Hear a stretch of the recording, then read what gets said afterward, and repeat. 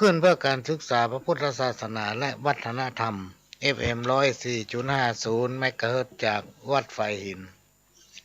วัดไฟหินตั้งอยู่หลังมหาวิทยาลัยเชียงใหม่ตำบลสุเทพอำเภอเมืองจังหวัดเชียงใหม่และก็ได้รับการอนุเคราะห์เมตตาจากต้านผู้อำนวยการสถานีวิทยุคลื่นพัฒนาคุณภาพชีวิต FM 92.25 วัดหลวงประแดงมหาวิหารสถานีวิทยุ FM 98.75 คลื่นธรรมะของชุมชนวัดห้วยตองซักตำบลกวางเปาอำเภอจอมทองจังหวัดเชียงใหม่และก็สถานีวิทยุมนต์เสียงธรรม 106.25 วัดบูพารามอำเภอแม่แจ่มจังหวัดเชียงใหม่ก็ได้ให้การอนุเคราะห์เมตตานำเอาเสียงรายการนี้เผยแผ่สู่พี่น้องท่านทุกฟังแถมสถานีหนึ่งวันนี้เป็นวันอาทิตย์พี่น้องท่านทุกฟังวันอาทิตย์ที่4 กันยายน 2565วันเวลาก็ผ่านไปเป็นวันพี่น้องท่านทุกฟังเวลามันวุยเวลามันวุยแล้วก็มีข่าวจากกรมอุตุว่าพายุจะเข้าหำละตั้งแต่วันที่5ไปนู่นถ้าโอ้ตามหลักพี่น้องท่านผู้ฟังเดือนสิงหาเดือนกันยาเนี่ยฝนมันถึงตกเพราะมันเป็นฤดูฝนโดยเฉพาะเดือน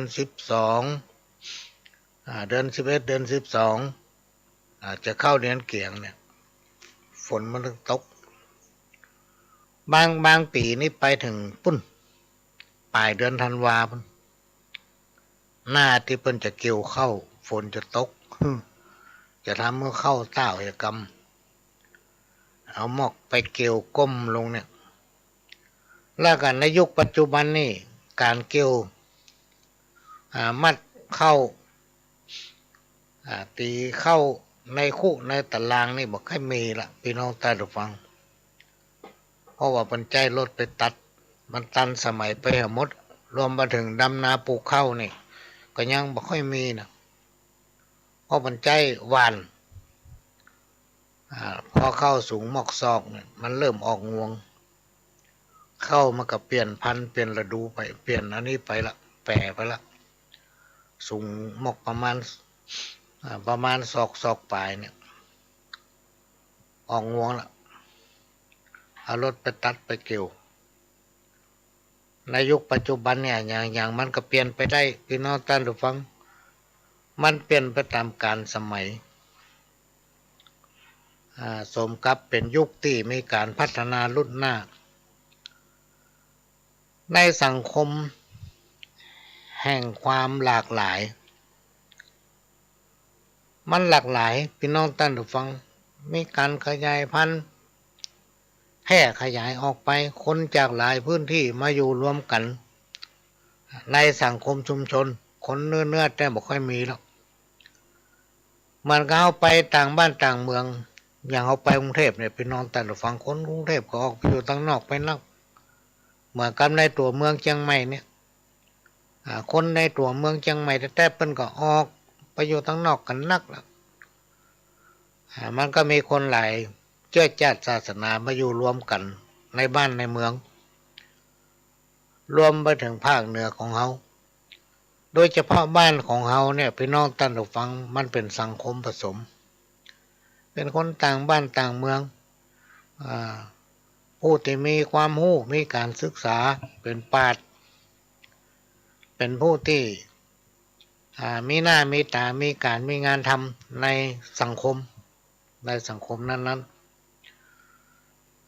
เป็นพี่น้องราษฎรที่แยกการทำงานนะแล้วเข้ามาอยู่ในบ้านเราปะปนกันไป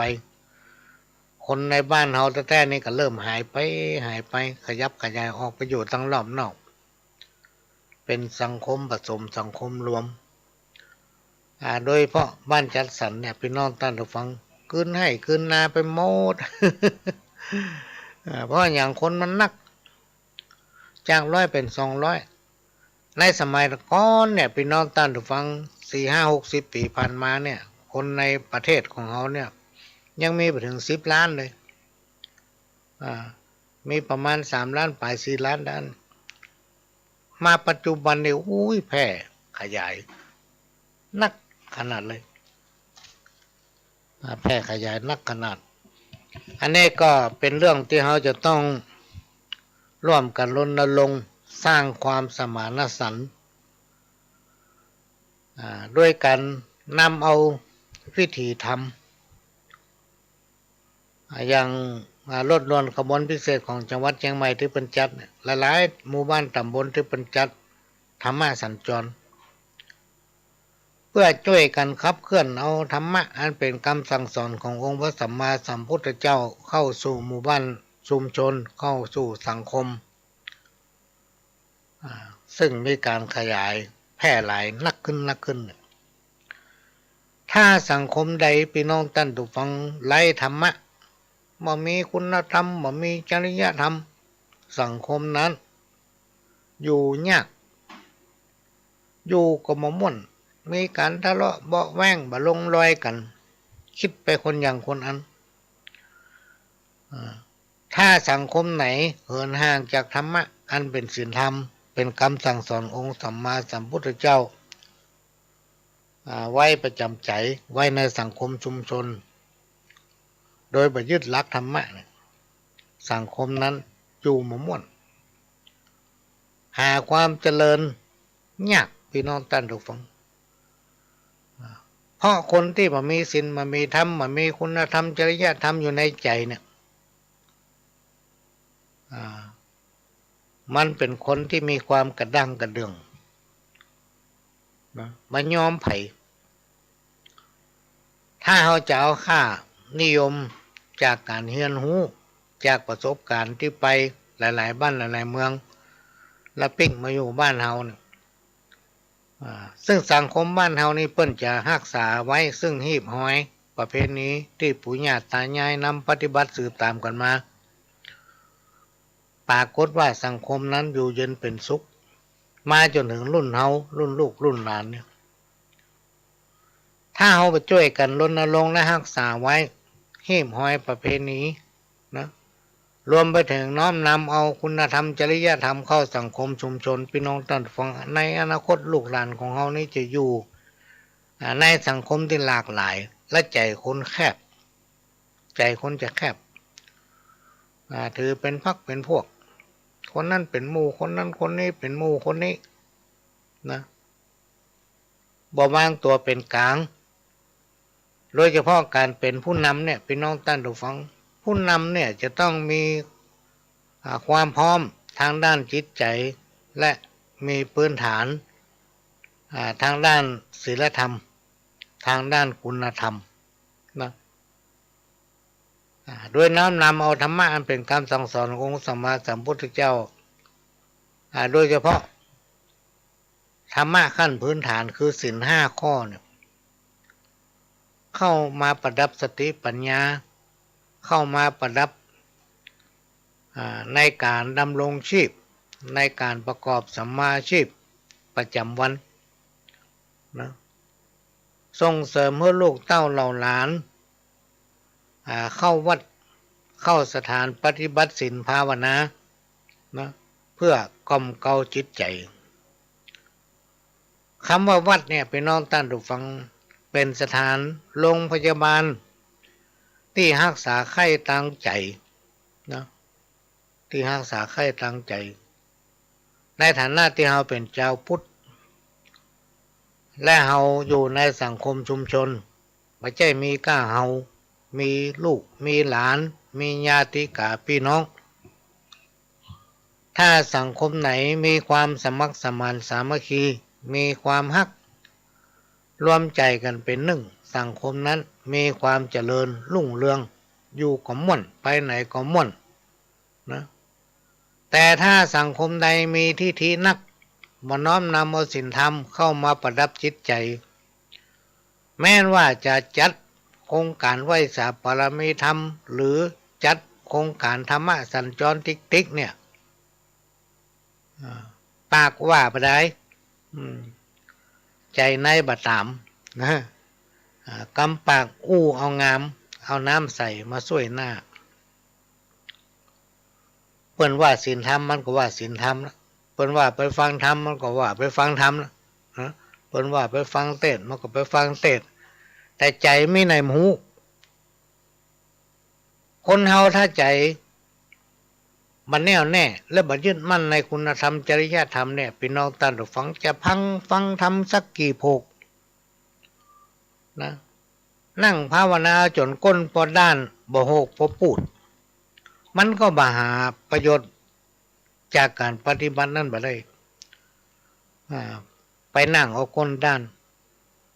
ไปฟังธรรมไปพร้อมเปิ้นแต่มาน้อมนำเอาธรรมะอันเป็นคำสั่งสอนที่เปิ้นเอามาเทศน์เอามาเล่าเอามาอ่านให้ฟังนั้นเข้าใส่ใจถูกเก่าฟังหูซ้ายออกหูขวาชื่อว่าไปฟังธรรมบ่ได้คนประเภทนี้พี่น้องท่านผู้ฟังจะฟังธรรมสักกี่ภกฟังเทศน์สักกี่กันก็ไร้ค่าเพราะมันมานำปฏิบัตินะวันนี้เรามาปะกันในวันอาทิตย์ทุกวันอาทิตย์ก็จะมาอู้เอ่ยกับพี่น้องท่านผู้ฟังโดยนำเอาสาระสัพพะน้อยอันปันเรื่องมาเล่ามาอู้สู่กันฟังตั้งแต่บ่ายโมงถึงบ่าย3 โมงก็เรียกว่าเป็นธรรมะนอกธรรมะพี่น้องท่านผู้ฟังธรรมะนอกธรรมะมาอู้ฟังก่อนที่จะนำเอาข้อคิด21 ประการมาฝากพี่น้องท่านผู้ฟังก็จะต้องขออนุญาตประชาสัมพันธ์เกี่ยวกับกิจกรรมที่รับผิดชอบเพียงน้อยหนึ่ง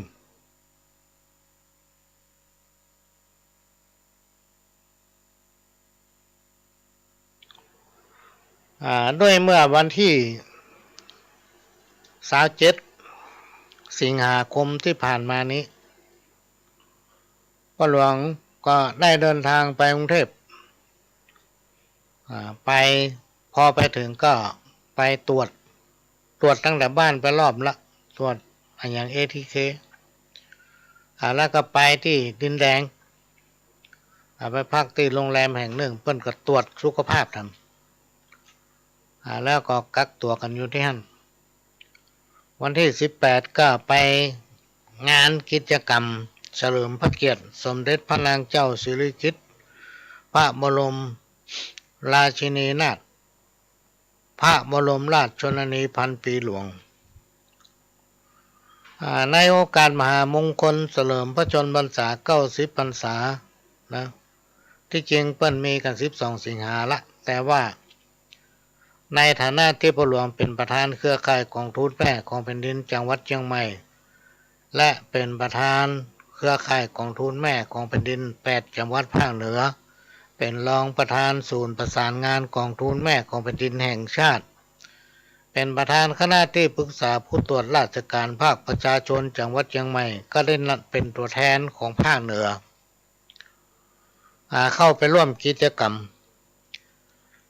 และก็เป็นตัวแทนของพี่น้องหมู่บ้านต้นกล้ากองทุนแม่ของแผ่นดินจังหวัดเชียงใหม่ซึ่งตึงวันนี้พี่น้องท่านผู้ฟังหมู่บ้านกองทุนแม่ของแผ่นดินจังหวัดเชียงใหม่เฮาตึงหมดกันมีอยู่625 หมู่บ้านก็เป็นหมู่บ้านที่เฮาจะมีการรณรงค์ส่งเสริมให้คนในบ้านนั้นเป็นคนดีมีศีลธรรมมีจริยธรรมเป็นบุคคลและก็ครอบครัวตัวอย่างที่จะเป็นแบบให้คนในสังคมชุมชนนั้นๆก็เลยได้ถวายรายชื่อไปในปี2565นี้ก็ได้มีหมู่บ้านต้นกล้าทั่วประเทศโดยเฉพาะจังหวัดเชียงใหม่ที่พ่อหลวงเป็นตัวแทนเนี่ยก็ไปรับมอบพระราชทานเงินขวัญถุงกองทุนแม่ของแผ่นดินโดยมีกระทรวงมหาดไทยผู้แทนของกระทรวงมหาดไทยเป็นผู้รับและก็นำมอบผู้ว่าราชการทุกจังหวัดพี่น้องท่านผู้ฟัง นะจังหวัดเชียงใหม่เขามีกำหนดจะจัดกิจกรรมงานมหกรรมกองทุนแม่ของแผ่นดินโดยจะมีการมอบเงินขวัญถุงกองทุนแม่ของแผ่นดินให้กับหมู่บ้านต้นกล้าและก็พระบรมรูปสัญลักษณ์พระราชชนนีพันปีหลวงให้หมู่บ้านกองทุนแม่ของแผ่นดินที่ได้รับพระราชทานเงินขวัญถุงในการนี้จะจัดกันขึ้นในวันที่16กันยายนที่ห้องประชุมอาคารเฉลิมพระเกียรติของสำนักงานอบจ.จังหวัดเชียงใหม่ที่หลังศาลากลางพี่น้องท่านผู้ฟังก็จะมีการบริจาคโลหิตนะบริจาคเลือดเพื่อน้อมเกล้าถวาย90 พรรษา9 ล้านซีซีถวายเป็นราชสดุดีสมเด็จพระบรมราชชนนีพันปีหลวงก็เอามาแจ้งประชาสัมพันธ์เพื่อพี่น้องท่านผู้ฟังที่มีความสนใจจะบริจาคโลหิตและรับทราบก็ไปติดต่อได้แล้วก็ซ่อหาประหลวงเฮือปะจะมีของรางวัลมอบให้นอกไปจากนั้นก็จะมีการจัดทอดพระป่าเพื่อสมทบกองทุนแม่ของแผ่นดินในเครือข่ายของจังหวัดเชียงใหม่เพื่อไปช่วยเหลือหมู่บ้านที่ด้อยโอกาสอันนี้ขอแจ้งประชาสัมพันธ์หมู่บ้านที่ได้รับการพิจารณาก็จะเป็นหมู่บ้านที่มีทุนนะตั้งต้นแห่งความดีงามท่านก็จะได้ประสานความสมัครสมานสามัคคีในหมู่บ้านชุมชนของตนเองอันนี้ก็เป็นงานที่ทำก็เมื่อวันที่30หลังจากมาจากกรุงเทพวันที่29วันที่30ก็ต้องขอกราบขอบพระคุณสำนักงานพัฒนาชุมชนจังหวัดเชียงใหม่โดยพัฒนาการจังหวัดและก็ขอขอบพระคุณพัฒนาการทุกอำเภอของจังหวัดเชียงใหม่เฮา25อำเภอที่มาร่วมกันประชุมที่อาคารหน้าวัดหนองอ้อในวันที่30และก็ขอขอบคุณประธานเครือข่ายทุกอำเภอที่มาร่วมกันประชุมในวันที่30วันนั้นนะก็จะมีการปรับเปลี่ยนเกี่ยวกับการบริหารงานของกองทุนแม่ของแผ่นดินเริ่มต้นตั้งแต่เดือนกันยาตุลาเนี่ยเป็นต้นไปแถม2 ปีโดยมีกำหนดวาระ2 ปีโดยให้หมู่บ้านกองทุนแม่ของแผ่นดินนั้นได้ส่งรายงานว่าใครเป็นประธานใครเป็นคณะกรรมการมีกี่คนทั้งหมดส่งชื่อมาทางจังหวัดก็จะได้พิจารณานำรายชื่อเนี่ยให้ท่านผู้ว่าราชการจังหวัดเชียงใหม่ได้เซ็นลงนามเป็นประกาศแต่งตั้งท่านเป็นคณะกรรมการหมู่บ้านกองทุนแม่ของแผ่นดินนะและส่งกลับคืนไปส่งกลับคืนอันนี้เป็นเรื่องในวันที่30ที่ประชุมกันที่หน้าอาคารหน้าวัดหนองอ้อได้รับการอนุเคราะห์เมตตาจากพระอาจารย์ชัยกันตะวิโรจน์เจ้าวัดหนองอ้อได้ให้การอนุเคราะห์เมตตาเลี้ยงอาหารว่างเลี้ยงข้าวตอนและกันในวันที่16ทางพระอาจารย์ชัยกันตะวิโรจน์พร้อมกับคนของทางวัดหนองอ้อนี้ก็จะได้ไปร่วมจัดสถานที่ที่ห้องประชุมเฉลิมพระเกียรติขององค์การบริหารส่วนจังหวัดเชียงใหม่ก่อนวันที่16นะอันนี้ก็มาแจ้งประชาสัมพันธ์แล้ววันที่31ก็ไปภารกิจทำบุญบ้านใหม่ของคนที่เคารพนับถือกันแล้ววันที่1ก็ได้ไปร่วมพิธีเปิดร้านอาหารหมูจุ่มของลูกบ่าวของท่านนายอดิศรกำเนิดศิรินายอดิศรกำเนิดศิริอดีตผู้ว่าราชการรองผู้ว่าราชการจังหวัดอดีตสวในเชียงใหม่ของเราเนี่ยสมัยหนึ่งก็เหมือนพี่ไอ้ นะพี่น้องท่านผู้ฟังก็ได้ไปเปิดร้านอาหารหมูจุ่มที่เยื้องๆกำหน้าสถานีรถไฟหน้าสถานีรถไฟชื่อร้านเปิ้มรูพีซีหมูจุ่มนะเปิดตั้งแต่5 โมงไปจนถึง5 ทุ่มหรือเที่ยงคืนเนี่ยไปถนนสายนั้นพี่น้องท่านฟังหน้าสถานีรถไฟน่ะถ้าขาตั้งสันกำแพงเข้าไปอาจจะอยู่ขวามือถ้ามาจากสะพานนวรัตน์มาทางรถไฟเนี่ยก็จะอยู่ซ้ายมือติดถนนนั่นแหละอันนี้ก็มาแจ้งอู้กันฟังวันนี้ก็เตรียมของวันพรุ่งนี้จะไปละปูนไปตำบลมะเขือแจ้ละปูนหมู่บ้านมันลิกาของอาจารย์ชัดชัยบุญมาแก้วก็จะไปทำพิธีโครงการในหมู่บ้าน4 หลังวันพรุ่งนี้วันนี้ตอนเย็นเขาจะไม่ได้ปะกันเนอะพี่น้องท่านฟังยังไม่ได้บอกท่านผู้อำนวยการแต่ก็ได้นำเรียนเปิ้นว่าช่วงเย็นแมลงนี้ไม่ได้ดำเนินรายการกำเดินนี้หลังจากจบรายการนี้พ่อหลวงก็จะเข้าไปทำภารกิจในเมืองเสร็จแล้วก็จะปิ้งมาเตรียมของก็ตารางการออกงานเนี่ยพี่น้องท่านผู้ฟังมันมีไปถึงเดือนพฤศจิกาบุญก็มีคนหลายคนโทรมาถามว่าวิธีทำอาหารไหว้สาปามีทำกรรมฐานไปที่ไหน ก็ไม่ได้ไปที่ไหนพี่น้องท่านผู้ฟังเนื่องจากว่าสุขภาพเขาถ้าประจำเป็นได้ดึงไปไหนเพราะสุขภาพในปัจจุบันนี่มันไม่ค่อยสมบูรณ์นักเท่าใดพี่น้องท่านผู้ฟังมันจะเกี่ยวกับอันหยังเกี่ยวกับอายุสังขารก็เกี่ยวกับเฮาบ่ค่อยได้พักผ่อนพ่องนี่เป็นต้นแล้วเวลามันก็จำกัดตารางเวลานี่เพิ่นจองมาเนี่ยขาดไหนไปได้สักทีก็มันเป็นหน้าที่ที่ต้องทำมันเป็นกิจกรรมถ้าถึงสาธารณะก็แม่นพี่น้องท่านผู้ฟังมันเป็นสิ่งที่เฮาภาคภูมิใจที่เฮาได้รับใจเปิ้นที่เปิ้นได้ฮือเกียรติเฮาเปิ้นมาใจเฮานี่เฮาถือว่าเปิ้นฮือเกียรติเฮาพี่น้องท่านผู้ฟังที่ไหนถ้าเปิ้นฮือเกียรติเฮาก็ฮือเกียรติเปิ้นนะเฮาต้องไปให้ได้ถ้ารับปากว่าจะไปนะต้องไปให้ได้ฝนตกฟ้าห้องก็ไปนะเพราะเฮาภาคภูมิใจในโอกาสที่เปิ้นฮือความสำคัญเฮาแล้วเฮาได้รับใจเปิ้นและพระหลวงมีอุปนิสัยแบบหนึ่งก็คือบ่ลืมคน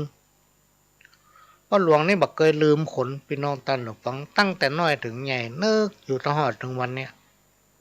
เคยลืมคนพ่อครูบาอาจารย์เพิ่นสอนว่าคนลืมคนเนี่ยมันบ่ดีพี่น้องท่านผู้ฟังคนลืมคนนี่ตึงบ่ดีแท้ๆครูบาอาจารย์เพิ่นยืนยันลองพอไปเถอะนะคนลืมป่นลืมคนที่ให้การอนุเคราะห์ช่วยเหลือลืมคนที่เขาเคยได้เปิ่งปะอาศัยบอกว่าจะเป็นทางด้านความคิดด้านกำลังจิตกำลังใจพี่น้องท่านผู้ฟังเปิ้นให้การอนุเคราะห์ช่วยเหลือเขาเราไปลืมเปิ้นบดีพี่น้องท่านผู้ฟังครูบาอาจารย์บอกเฮ้มากล้าบ่ขึ้น จะแต้หรือบ่แต้นี่ก็ลองตองพอเถอะอันนี้ก็เป็นเรื่องที่นำมาฝากมาเล่ามาสู่กันฟังพี่น้องท่านผู้ฟังขณะนี้พี่น้องท่านผู้ฟังก็กำลังรับฟังรายการสาระสปะดำเนินรายการโดยก้าวกระผมพ่อหลวงสว่างธาตุอินจันทร์ประธานเครือข่ายกองทุนแม่ของแผ่นดินจังหวัดเชียงใหม่และ8จังหวัดภาคเหนือรองประธานศูนย์ประสานงานกองทุนแม่ของแผ่นดินแห่งชาติประธานคณะที่ปรึกษาผู้ตรวจราชการภาคประชาชนด้านต่างๆจังหวัดเชียงใหม่ที่มาเนี่ยพี่น้องท่านผู้ฟังมันเป็นสิ่งที่เฮาภาคภูมิใจที่ได้รับเกียรติอย่างสูงสุดอย่างประธาน8จังหวัดภาคเหนือเนี่ยพี่น้องท่านผู้ฟังมันจะเป็นกันได้ง่ายๆประธานเครือข่ายจังหวัดก็อย่างเดียวกันก็จะเป็นกันได้ง่าย จู่หน่วยงานราชการที่เปิ้นกึดถึงเฮาเนี่ยมันก็ไม่ใช่เรื่องง่ายนะพี่น้องท่านฟังอยู่เปิ้นจะมากึดถึงเฮาเนี่ยสิ่งตั้งหลายเราเนี่ยถือว่าเป็นความสำคัญในช่วงที่เฮามีชีวิตของการเป็นคน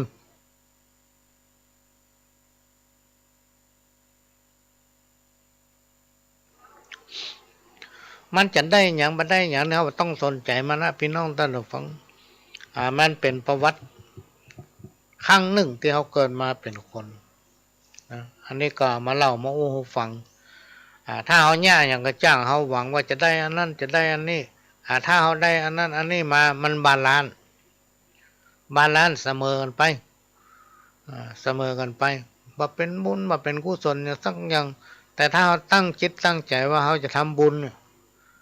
คุณค่าของการทำบุญเนี่ยพี่น้องท่านผู้ฟังมันมีกุศลอย่างมากมายมหาศาลถ้าเราตั้งใจท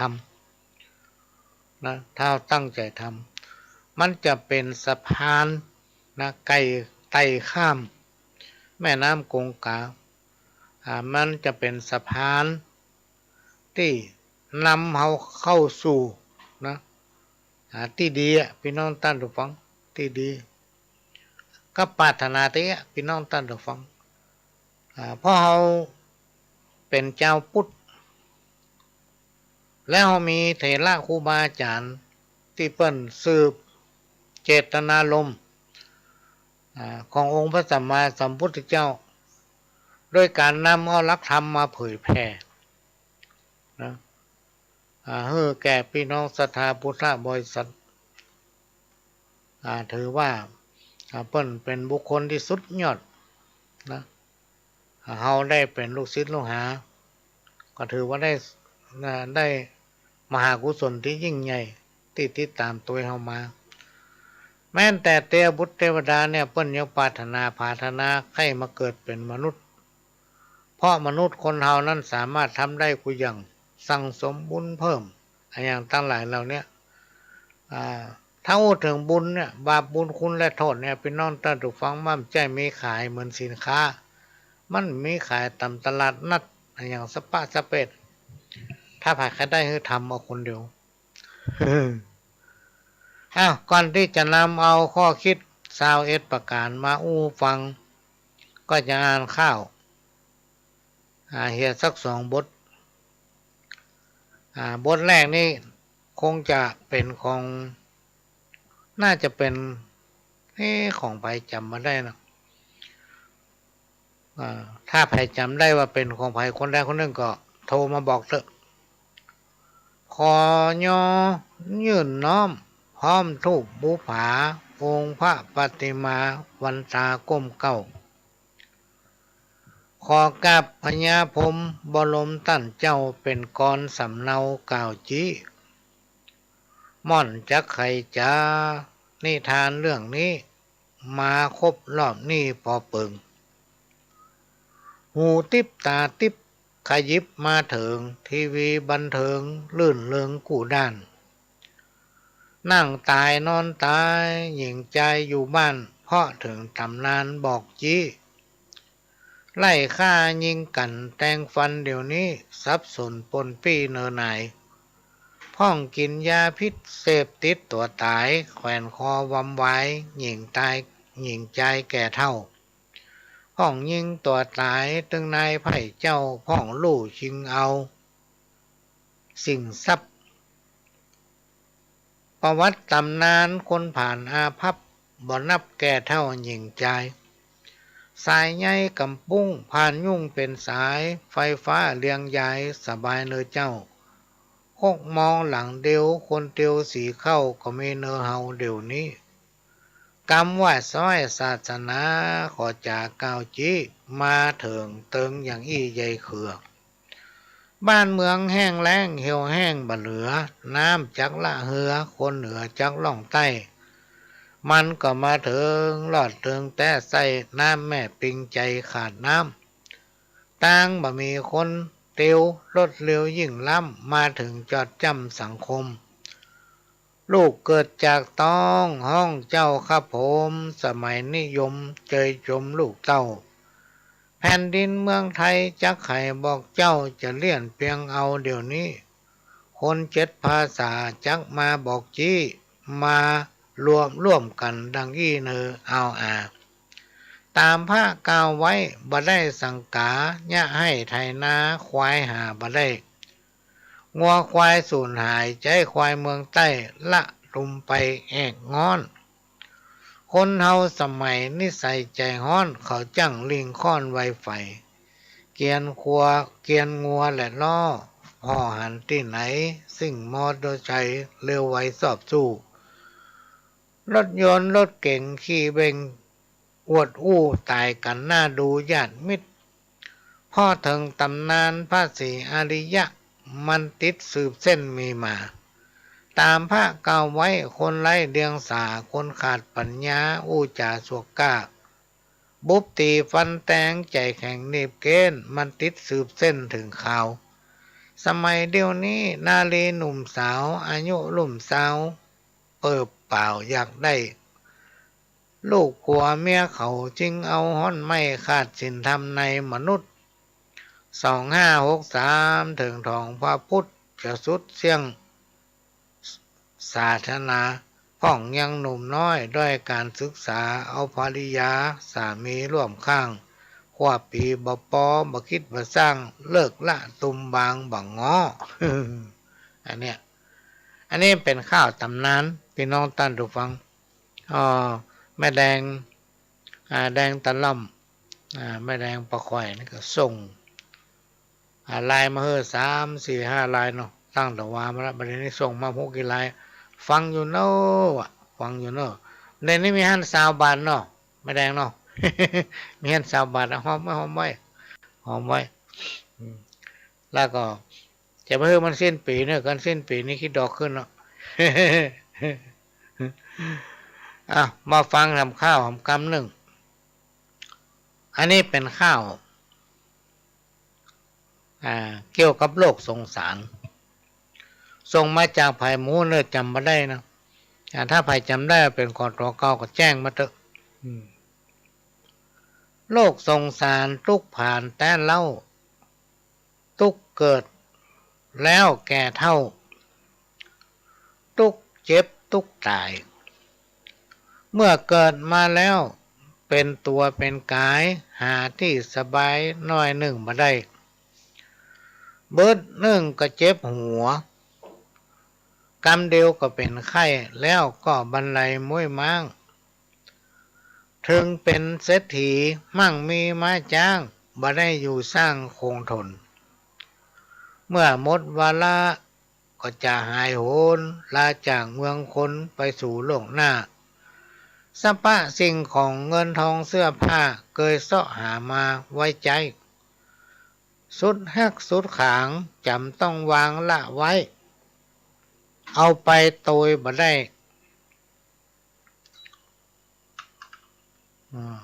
เนอไหนญาติกาพี่น้องมากวงหลวงหลายปู่ป้าลุงยายเอาอาหน้าป้าเคยอยู่ร่วมใจขาเพื่อฟักพี่ตามารดามาตาลูกฮักก็จักส่งฮื้อเฮาไป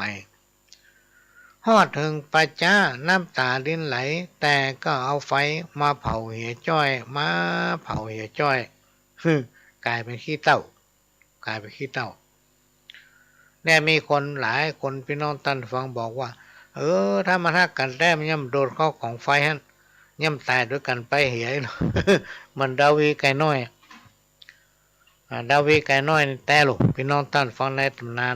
ในธรรมถ้ามันมีแต่ในเพิ่นจะมาเอามากล่าวในตำนานหันแม่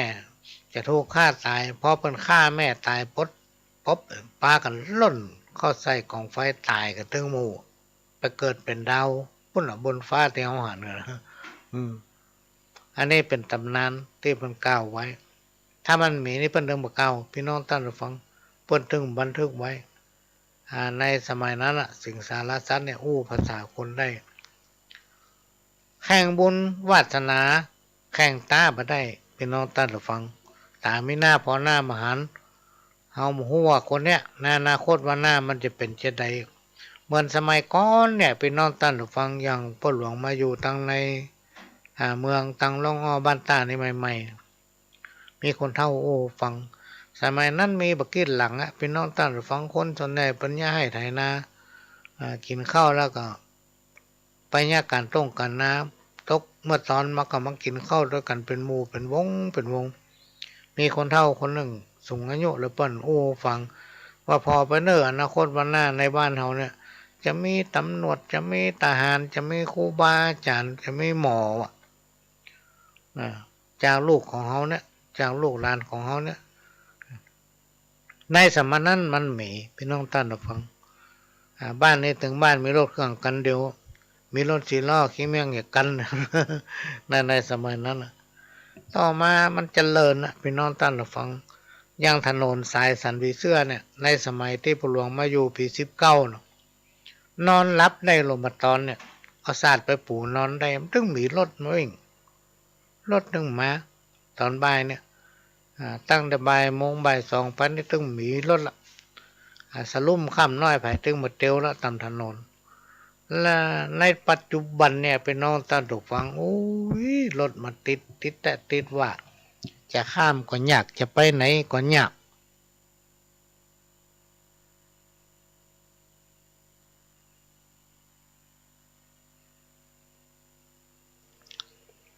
เพราะอย่างเพราะว่ามันไม่การแพร่หลาย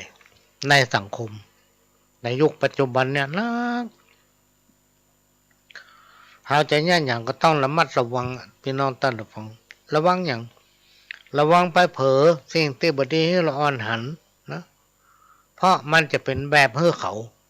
จะเอาไปหิ้วไปหัดไปเหียนพี่น้องท่านฟังลองสังเกตพอกะข่าวถึงวันเนี่ยมันมาจากทีวีพ่องมาจากเฟซจากไลน์พ่องละอ่อนมันหู้เท่าบันทึงการมันก็ไปเฮียนหูเอาเป็นญาไปทำก็เลยกลายเป็นปัญหาทางด้านสังคมอันนี้ก็มาโอ้ไว้เพื่อกันไว้ที่จริงคนดีมีนักคนที่มีบุญก็มีหลายเหมือนกันพี่น้องท่านผู้ฟังมีหลายมีนักแต่คนที่จะมาเสียสละเพื่องานสังคมเนี่ยมันก็แค่หายากหน่อยเพราะอย่างมันอยู่ที่เพราะว่าเศรษฐกิจอยู่การที่สร้างพื้นฐานของตัวเก่าเพราะว่าคนเฮามีพื้นฐานมาเต้าเดียวกันพี่น้องท่านผู้ฟังจะเอาข้อคิด21ประการมาฝากมาอู้หูฟังข้อที่1เปิ้นบอกว่าอย่าคบคนถอยอย่าคบคนถอยหรืออย่าคบคนพาลการคบคนถอยหรือว่าคบคนพาลนั้นมันจะมีแต่ความฮ้อนนะมันจะนำมาเรื่องเดือดร้อนอย่างต่างๆเนี่ยเข้ามาสู่มาหาเฮาพี่น้องท่านผู้ฟังเพราะฉะนั้นครูบาอาจารย์เปิ้นก็แรงแต่งแต้มนะเขียนไว้ว่าบัดนี้ไปคบหากับคนพลอยคนทานคนถอยคนพานเนอะมันจะพาเฮาไปหาเรื่องแล้วจะนำเอาเรื่องเดือดร้อนมาสู่ตัวเฮาเนาะอันนี้ก็มาฝากเนอะข้อที่1ข้อที่2อย่าตาขุนนางนะอย่าตาขุนนางตามีหน้าพ่อไปตั้งหน้าบหันซึ่งในอนาคตวันตั้งหน้าบัดแน่ยายพี่น้องท่านผู้ฟังเฮาอาจจะได้เพิ่งปะอาศัยซึ่งกันและกันบ่เพิ่งอย่างหนึ่งกับเพิ่งอย่างหนึ่งเนี่ยเพราะฉะนั้นเฮาบ่ดีทะเลาะบ่แวงบ่ดีดูถูกดูแคลนบ่ดีว่าคนนั้นบ่ดีว่าคนนี้ประการสำคัญจะไปแจ้งให้ไผตายจะไปแจ้งให้ไผสิบหายตัวเองจะตายหรือว่าจะสิบหายก่อน อันนี้คนเฒ่าคนแก่เพิ่นว่าไว้เพิ่นว่าบ่เชื่อลองพอไปเถอะอันนี้คือข้อที่2นะมีหน้าพอหน้ามหันต่อไปข้อที่3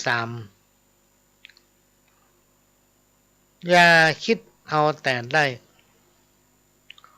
คนที่หันแกได้ไผบ่ให้คบพี่น้องท่านผู้ฟังไผถึงบ่ให้คบเปิ้นปะเปิ้นขอเว้น นอกจากว่าเขาจำเป็นที่ต้องคบมันอะจำเป็นที่ต้องปะด้วยภาระหน้าที่การงานเนี่ยก็ปะมันยันนั่นแหละเป็นน้องตันหลฟังจะไปสนิทใจเพราะมันเป็นคนหันแกได้คนหันแกได้คนหันแกอมิตรสินจ้างหันแต่พักแต่พวกนะบ่ส่งเสริมคนดีบ่ส่งเสริมคนดีนอกจากบ่ส่งเสริมเพราะแล้วยังพยายามหาทางทำลายหาทางทำลายกลัวเปิ้นล่ำเปิ้นเหลือกลัวเปิ้นได้หน้านี่คนประเภทเนี้ยมันเป็นคนที่ยึดติดพี่น้องท่านฟังเพราะฉะนั้นคนที่แบบที่กล่าวมาแล้วเนี่ยไผ่ตึงมาให้คบไผ่ตึงมาให้ปะนอกจากความจำเป็นเพราะว่าอยู่ในการงานเดียวกันอีบ่ได้มันต้องได้ปะได้พบอยู่ถึงวันนะ ที่จริงคนนี้ไปที่ไหนพี่น้องท่านฟังไผ่บ่ค่อยชอบพ่อมาหารแก่ตัวนะก็ไผ่ล่ำหน้าน้อยไปได้เต็กเป็นลงละ ข้อที่สี่อย่าใส่ความเขาเฮาหมาหูเฮาหมานได้ยินเขาว่ามาอย่าเก็บมาใส่อกใส่ใจหรืออย่านำไปอู้ต่อในยุคปัจจุบันเนี่ยพี่น้องท่านผู้ฟังคนมันมีหลากหลายประเภทบางคนก็เอาใจเจ้านายบางคนก็เอาใจเพื่อนฝูงกันได้กินอันอย่างน้อยมันก็อวดว่าเปิ้นดีหมดเนี่ยทีนี้คนที่จะเป็นคนในลักษณะเนี่ยพี่น้องท่านผู้ฟังจะต้องหู้ตันคนนะต้องหู้ตันคนเพราะฉะนั้นก็อยู่ไปตามหน้าที่และจะไปยึดติดจะไปคิดว่าเราจะต้องอยู่อย่างนี้ตลอดจะต้องเป็นอย่างนี้ตลอดวันใดวันหนึ่งเราก็ต้องเป็นเจ้าบ้านจะไปยึดติดถ้ายึดติดเนี่ยพี่น้องท่านผู้ฟังมันจะทำให้เกิดปัญหากับตัวเก่านะกับตัวเก่าที่เปิ้นบ่บอกที่เปิ้นบ่ว่าเปิ้นบ่สอนเปิ้นบ่เตือนเปิ้นบ่ตำนี้เฮือได้ยินพ่ออย่างพ่อเปิ้นเก่งใจ เปิ้นเก่งใจถ้าบ่เก่งใจก็บ่กอกวัดหัวแล้วก็อย่ามาเง่าแต่งเง่าว่า ฟังกำเปิ้นว่าไอ้คนที่สนที่ซอมันต้องมีหรอกคนที่เลียแข้งเลียขาเข้าใจนะต้องมีปัญละขณะมีเฮือมันกินถ้าวันใดวันหนึ่งบ่มีเฮือมันกินมันถึงบ่ใกล้ละแจ้งคำซ้ำ นอกจากบ่ใกล้แล้วแจ้งตัวนี่อันนี้เป็นข้อที่สี่ข้อที่ห้าอย่าโลภอย่าโลภอย่าไปโลภอย่าไปโกงนะอย่าไปกินของที่มันบ่ชอบอย่าขอรับชั่นนะไม่ใช่ว่าเฮาเป็นใหญ่เป็นโตได้เป็นหัวหน้าได้เป็นผู้บริหารเนี่ยสั่งเอานั่นเอานี่ อันนี้บ่ได้พอมีปัญหามีเหตุขึ้นมาใส่ให้คนอื่นละเอาให้ไปให้คนอื่นเอาดีเข้าหาตัวมันเหี่ยคนอย่างเงี้ยพี่น้องท่านผู้ฟังเปิ้นน้องว่าเป็นคนที่หันแก้ตัวเป็นคนที่หันแก้ตัวถ้าไผเป็นคนที่หันแก้ตัวเนี่ยพี่น้องท่านผู้ฟังบอกคือเขาเตอะว่าเฮ้อพิจารณาเฮ้อทีเนอนี่จังทุกขังอนัตตาทุกอย่างในโลกมนุษย์ในตนตัวของแต่ละคนแม้นแต่ตัวคนอู้และก็คนฟังเนี่ยมันบัดจีหลังอย่างยืนนะเพราะคนเฮามีเกิดแก่เจ็บตายพี่น้องท่านผู้ฟังบ่มีไผหนีพ้นสักคนนะทุกคนติดเตียวอยู่ในแผ่นดินเนี่ยเตียวอยู่บนแผ่นดินก็คือคนเหมือนกันทั้งหมดเนาะมีเกียรติมีศักดิ์ศรีมีค่าอย่างน้อยๆก็นักกว่าสรรพสิ่งทั้งหลายใดๆในโลกเป็นมนุษย์เป็นคนนี่นะเพราะฉะนั้นก็อย่าไปลืมตัวอย่าลืมตัวเป็นเด็ดขาดอย่าไปใส่ให้คนอื่นโดยที่เปิ้นบ่ฮู้นะ เปิ้นมาฮู้เฮาก็อยู่ตั้งนอกตบมือใส่ให้เปิ้นติ๊กๆครูบาอาจารย์เปิ้นว่าคนเฒ่าแก่เพิ่นก็บอกหลายฮู้หลายท่านว่าถ้าเป็นคนที่ชอบใส่ให้คนอื่นแล้วเอาความดีเข้าใส่ตัวเอาความบ่ดียกให้เปิ้นคนประเภทเนี้ยพี่น้องท่านฟังบัดนี้สุดที่บ่ดีเนาะฮิได้มาส่องลงเป็นวาพุ่น ครูบาอาจารย์เพิ่นรู้ไว้เนาะข้อที่6อย่าคบคนบ้าคนบ้าเนี่ยพี่น้องท่านฟังมันเปรียบเหมือนงูเห่างูเห่าเนี่ยเมื่อกับเจ้านากับงูเห่างูเห่ามันหนาวเนี่ยมันไม่ได้ห่มผ้าหรอกเวลามันนอนต่ำคันนาพ่องนอนต่ำโคต่ำปลาใบไม้เส้นหญ้าอย่างมันนอนไปเลยพอมันหนาวพอมันเย็นเข้าอาการมันหนาวเย็นมันก่อกระด้างไปไหนไม่ได้เจ้านาอินดูพี่น้องท่านฟังเอาใส่องมือแล้วก็ไม่เหมาะกับหน้าอกตัวเก่าเพื่อจะให้มันร่างกายของงูมันอบอุ่นมันจะได้ไปได้ดิ้นได้พอมันฟื้นตัวขึ้นมามันซกหัวเจ้านาเลยพี่น้องท่านฟัง เนี่ยอินดูด้วยความอินดูตายกับความอินดูนั่นเนี่ยเปิ้นว่าอย่าคบกับคนบ้าเพราะว่าคนบ้านั่นเปรียบเหมือนงูเห่านะมันคุมสติของมันบัดได้พอมันฟื้นตัวขึ้นมาได้พอมีบ่ามีแหงมันอาจทำร้ายเห่าพี่น้องท่านฟังก็ให้ระมัดระวังไว้เถอะแต่ว่าคนบ้าทำร้ายคนเนี่ยไม่ใช่ว่ามีความผิดนะพี่น้องท่านฟังถ้าเพิ่นไปตรวจดูว่ามันยังหู้ดีหู้ชั่วอยู่หู้เผ็ดหู้เค็มอยู่เอาเกลือให้มันกินนักมันว่ากินไม่ได้มันเค็มเนี่ยแสดงมันบ้าบัดแต่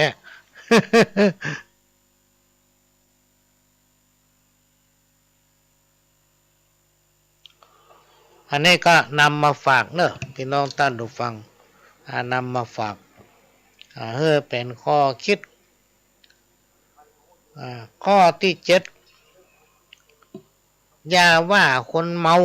อย่าว่าคนเมาเว้นมันเนี่ยคนที่มันเมานี่นะคนเรามันมีหลากหลายประเภทกันอยู่ดีๆเนี่ยมันบอกให้พี่น้องท่านผู้ฟังไม่จีบัดร่วงกันได้กินอันสุราเมรยะนะไปสักน้อยนะเป็นฟืนเป็นไฟหักไหม้ตัวตึงบัดตันละ แล้วคนที่เมาเนี่ยพระเจ้ามันมีสตินะมันมีสติมันลวกเหลือเปิ้นดีเข้าหาตัวมันหมดภัยทำอย่างมันถึงว่าบดีหมดตกตาตัวมันนี่อันใดก็เป็นอันดีหมดอันใดก็เป็นอันถูกหมดนะแล้วจะมีกล่องเชียร์ด้วยนะแม่นแล้วถูกแล้วแม่นแล้วถูกแล้วเยี่ยมเนี่ยก็ลองมันว่ามันก็ไม่ได้กินตัวแล้วลูก ไอ้คนที่กินแล้วเมาแล้วก็ฝอยไปเรื่อยๆเพิ่นว่าดีว่าเยี่ยมว่าถูกมันก็เหมือนกันยกมันขึ้นไปติ๊กๆไปทางหน้าติ๊กๆมายอมไผ่ยกตัวคมเปิ้นเนี่ยประตกปลาเสี่ยงเนี่ยพี่น้องท่านฟังลืมกึดไปว่าในที่สุดกูก็จะต้องเข้าไปอยู่ในเมนจะต้องเข้าไปอยู่ในกล่องปอนกูจะต้องถูกเผากลายเป็นขี้เต้า กลายเป็นทานเนี่ยบ่คิดลืมไปข้อที่8อย่านอนตื่นสายโบราณอาจารย์ท่านกล่าวไว้ว่าการนอนตื่นสายนั้นบัดตันกินพี่น้องท่านผู้ฟังยิ่งในยุคปัจจุบันเนี่ยไผที่ยากการทำงานลองลูกควายกันไปยากการบัดตันสัก2-3 วันเดี๋ยวมันเจิญออกละนิมนต์ออกเถอะ ลาไปเหียพอมางานบัดหลำเวลาเปิ้นอันเนี้ยนำมาฝากนอนตื่นสายนี่ตึงบัดตันกินเปิ้นแตะพี่น้องท่านผู้ฟังจะไปที่ไหนก็บัดตันการนะบัดตันอย่างสักอย่างถ้าไปเก็บผักไม่ใส่เกลือก็ได้กินผักตั้งเก้าได้ไปใส่ไปแยงเอา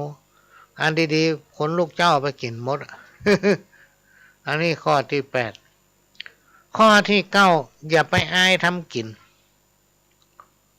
จะไปอายการทำมาหากินพี่น้องท่านผู้ฟังคนเฮาตึงวันเนี่ยพี่น้องท่านผู้ฟังถ้าเฮาเมาเลือกงานนะจะย่าอย่างก็อายเปิ้นเนี่ยไม่ได้กินนะ ไม่ได้กินนะ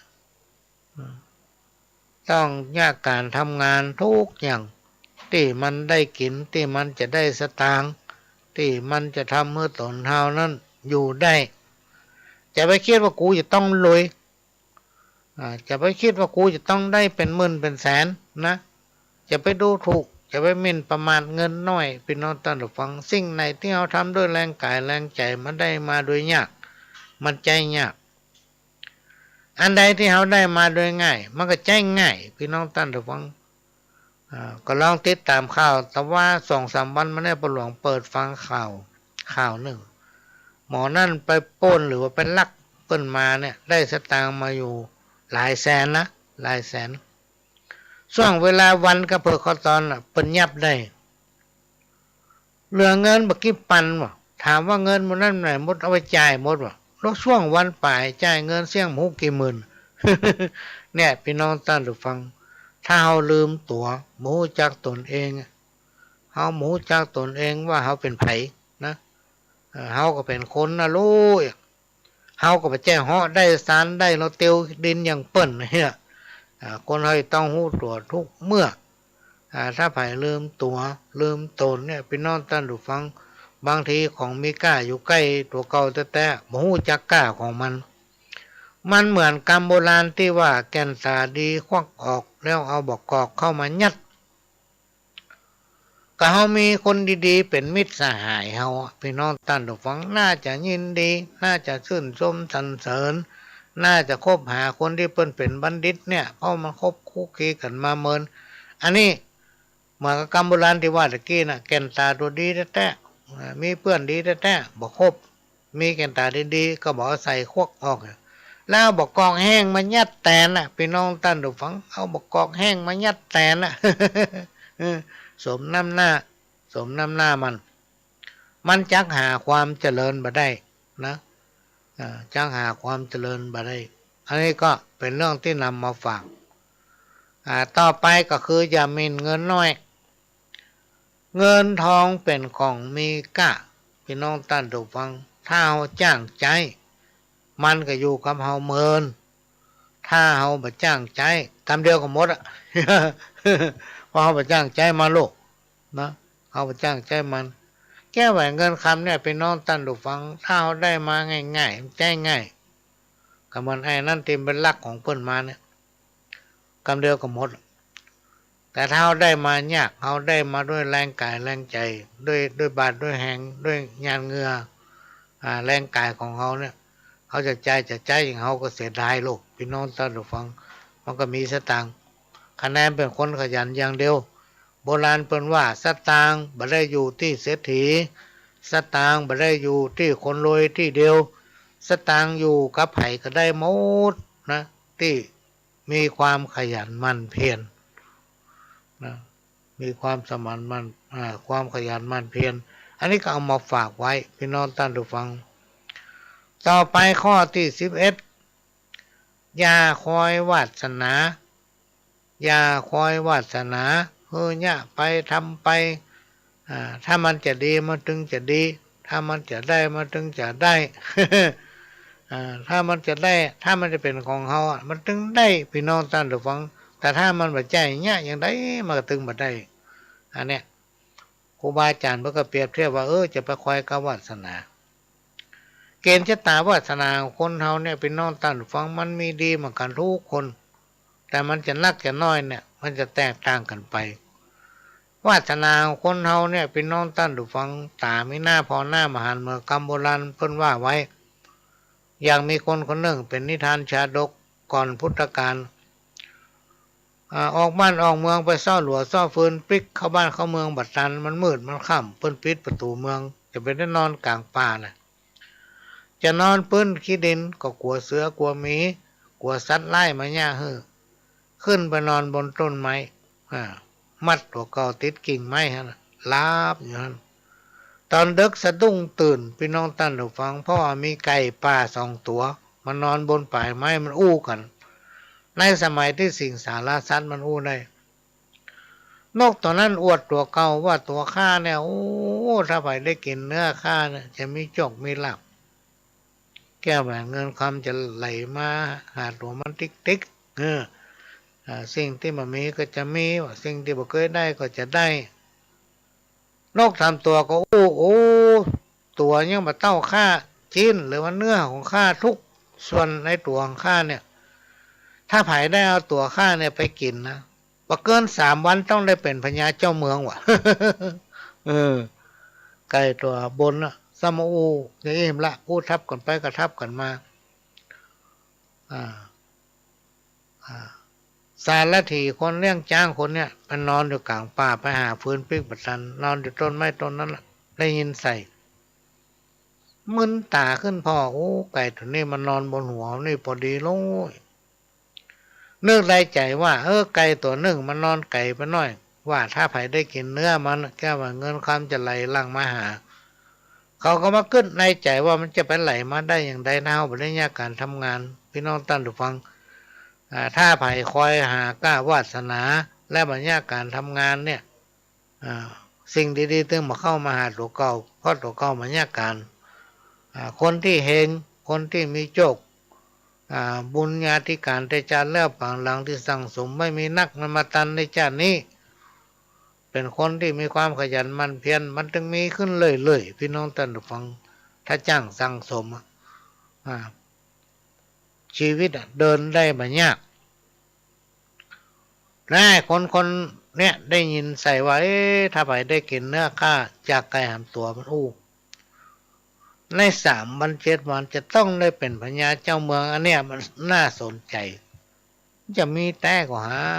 ยเนาะ3 วัน 7 วันจะได้เป็นพญาเจ้าเมืองวะ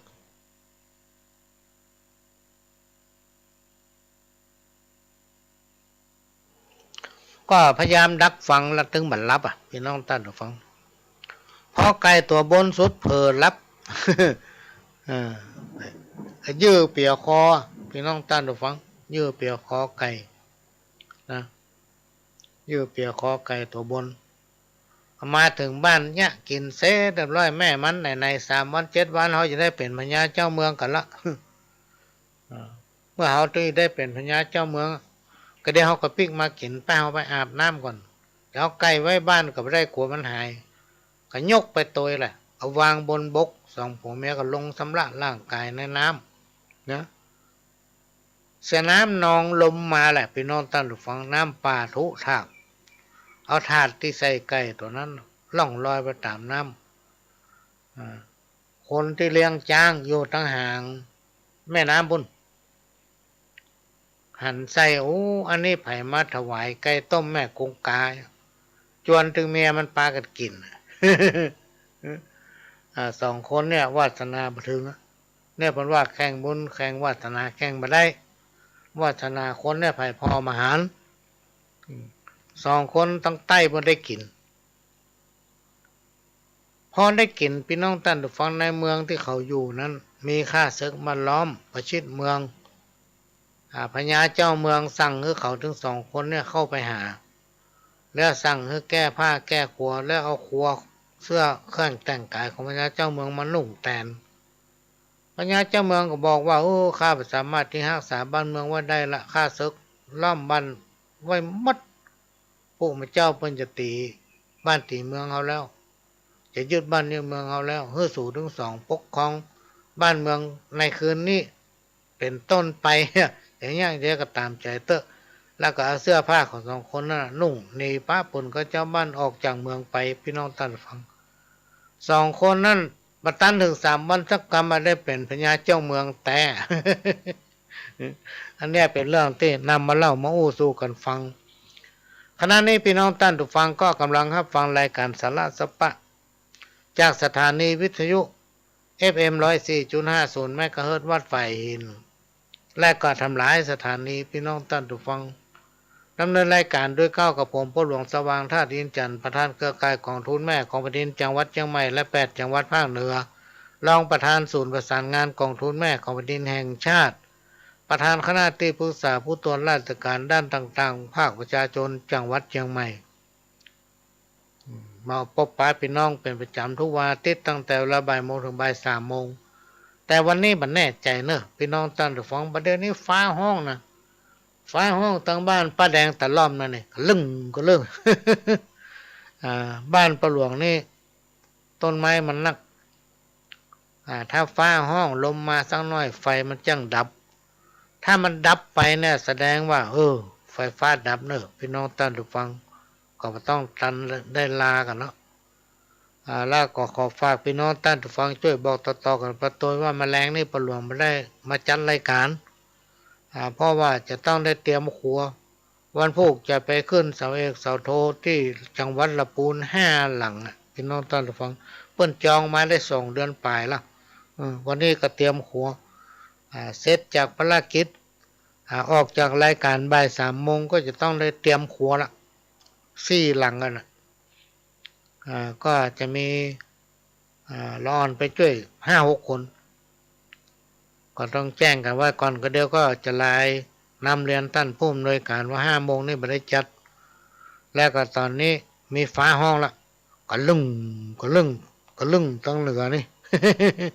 เอาพอมันก็ฟ้าก็เป็นอยู่นะเนาะล่าเปิ้นว่าพายุเข้าจะเข้าแต่บัดแต้มหัวเท่าตามลักมันเป็นหน้าฝนพอดีพี่น้องท่านผู้ฟังช่วงนี้คือหน้าฝนแล้วมาว่าต่อถึงข้อ12เปิ้นบอกว่าอย่าเทน้ำพริกลงแม่น้ำนะเหมือนกับการโบราณที่เปิ้นว่าจะไปตำน้ำพริกละลายแม่น้ำกับน้ำถึงแม่เขาตำน้ำพริกโคกเดียวเอาลงไปละลายมันก็ไปมีค่าอย่างพี่น้องท่านผู้ฟังอันนี้เป็นเปรียบเทียบว่าคนเฮาเวลาจะทำอะไรอย่างจะต้องมีแผนพี่น้องท่านผู้ฟังนะอย่างในเขตการปกครองบอกว่าจะต้องท้องถิ่นท้องที่เปิ้นจะต้องมีแผนเพื่อพัฒนานะโดยเฉพาะการขยายเขตหมู่บ้านเป็นหมู่บ้านอบต.พ่องขยับขยายเป็นหมู่บ้านเทศบาลพ่องแล้วแต่พื้นฐานความเป็นอยู่ของสังคมชุมชนนั้นๆและจำนวนประชากรและฐานะรายได้แต่ละพื้นที่บ่เหมือนกันเนี่ยพี่น้องท่านผู้ฟังที่เปิ้นขยายเขตให้เป็นอบต.หรือเป็นองค์การบริหารส่วนตำบลหรือเป็นเทศบาลเนี่ยเพื่ออย่างเพื่อต้องการให้มีการกระจายรายได้เข้าสู่พื้นที่เปิ้นต้องการให้เขาบริหารจัดการได้บ้านของตนเองที่เขามีสทมีอบต.ตัวแทนของหมู่บ้านเนี่ยเปิ้นฮ้องว่าฝ่ายพัฒนาเนี่ยหาความจำเป็นสรุปเอาความจำเป็นในหมู่บ้านของแต่ละคนแต่ละเขตนะไปพิจารณามาดำเนินการช่วยเหลือเพราะทางรัฐบาลทางกระทรวงทบวงกรมต่างๆสามารถที่มาฮู้เรื่องในบ้านในสังคมของแต่ละท่านได้พี่น้องท่านผู้ฟังก็เลยมีตัวแทนเนี่ยเกิดขึ้นนะแต่ถ้าเขาได้ตัวแทนดีที่ฮั่นเจริญถ้าเขาได้ตัวแทนบดีมันก็ผิดกันอยู่ฮั่นละถึงวันละ ความเจริญก็มีอันนี้ก็เป็นเรื่องที่นำมาเปรียบเทียบให้ฟังว่าจะไปตำน้ำพริกลงแม่น้ำจะง่ายอย่างต้องมีแผนตอนนี้ฝนลงแล้วเนอะพี่น้องท่านผู้ฟังฝนลงนักขนาดนี้เพราะฉะนั้นก็ถ้ามันดับนี่เสียงมันดับไปก็แสดงว่าไฟมันดับ อันนี้ก็ฝากไว้เนอะพี่น้องท่านผู้ฟัง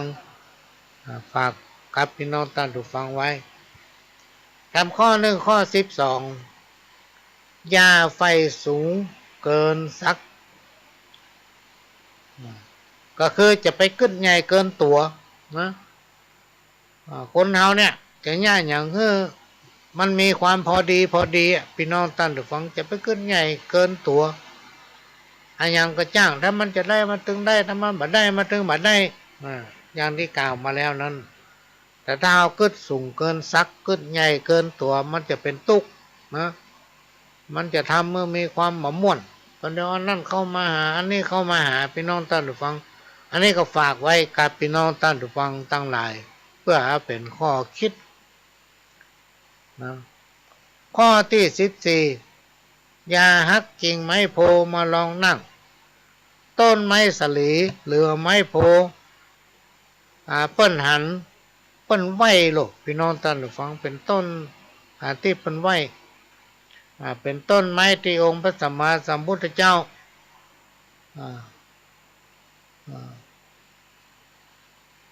นั่งตัดตัดสรุพี่น้องท่านผู้ฟังเป็นตัวแทนของพุทธศาสนา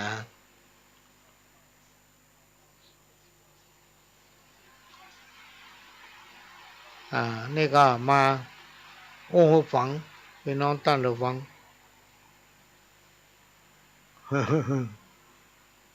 ตอนนี้ฝนตกโอ้บ้านป้าแดงก็ตกเหมือนกันเลย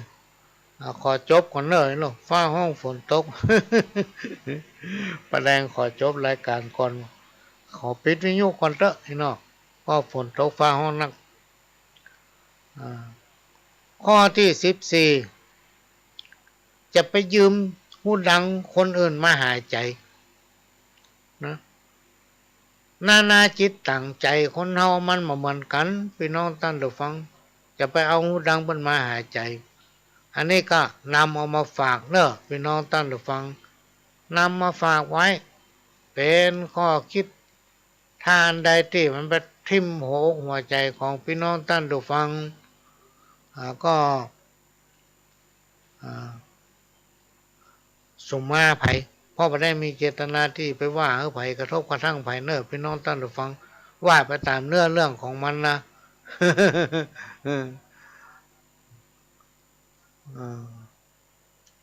ป้าแดงปิดวิทยุก่อนก็ได้เนอะถ้าฟ้าห้องนักมาคงโตมานักละตั้งบนมันเป่งเนาะตั้งบนมันเป่งพี่น้องท่านผู้ฟังแต่ว่าฝนตกฟ้าห้องถ้ามันดับเงียบไปเนี่ยแสดงว่าไฟมันดับอันนี้ก็ว่ากันไม่ได้แล้วแมลงนี่เขาจะไม่ได้ปะกันเนอะเพราะหลวงต้องเตรียมครัวหลายอันหลายอย่างพี่น้องท่านผู้ฟังต้องเตรียมครัวมันพวกจะไปละปูนไปทำพิธีเสาเอกเสาโท4หลัง4 หลังตอนนี้เตรียมครัวไปแล้วเถอะอันนี้ก็มาฝากสาระสปะไว้กับพี่น้องท่านผู้ฟังไว้เป็นข้อคิดเดี๋ยวจะพักสักกรรมจะเปิดเทปให้ฟังเนอะพี่น้องท่านผู้ฟังเป็นเทปเก่าของวันไหนหัวเนี่ยเอามาจากทางเฟซของท่านผู้อำนวยการสถานีโทรมาถามโอ้ยังมาหันมางานวิถีธรรมงานไหว้สาปามีธรรมซึ่งกิจกรรมงานไหว้สาปามีธรรมวิถีธรรมนำชุมชนเนี่ยแรกพี่น้องท่านผู้ฟังป้าหลวงเนี่ยเป็นคนนำเอาพี่น้องศรัทธาของวัดหนองอ้อโดยได้มีคณะกรรมการของศูนย์เรียนรู้ชุมชนศูนย์การศึกษาบ้านกองทุนแม่ขวดินบ้านตาลองขี้ควายนะก็ได้ไปฟังเทศน์ธรรมะสัญจรบนห้องว่ารถด่วนขบวนพิเศษได้ประทับใจคณะผู้บริหารงานธรรมะสัญจรของคณะกลุ่มหนุ่มสาวจังหวัดเชียงใหม่พี่น้องท่านผู้ฟังทุกปีคณะที่เป็นจัดกิจกรรมธรรมะสัญจรเป็นห้องรถด่วนขบวนพิเศษโดยกลุ่มหนุ่มสาวเป็นแกนนำขับเคลื่อนกองทัพธรรมก็มีผู้คนเป็นจำนวนเป็นพันๆพี่น้องท่านผู้ฟังไปร่วมกันในโอกาสนั้นประหลวงก็นำเอาคณะสมาชิกของศูนย์การเรียนรู้เนี่ย2 ลำรถพร้อมกับพี่น้องศรัทธาที่วัดทำประมาณลำรถนึงก็เป็น3 ลำรถไปฟังเทศน์ร่วมกับกลุ่มหนุ่มสาวจังหวัดเชียงใหม่ประทับใจพี่น้องท่านผู้ฟังที่ไหนบอกว่าจะเคลื่อนที่ไปเมืองเป้าเมืองฝางจะเคลื่อนที่ไปดอยเต่าฮอดทั่วจังหวัดเชียงใหม่รวมมาถึงจังหวัดลำพูนเพิ่นก็จะหูบ รูปของหลวงพ่อพระมหากมลที่เอาหู้จักกันเนี่ยสมัยนั้นพ่อหลวงก็รู้มันจะเป็นพันน้อยอยู่นะ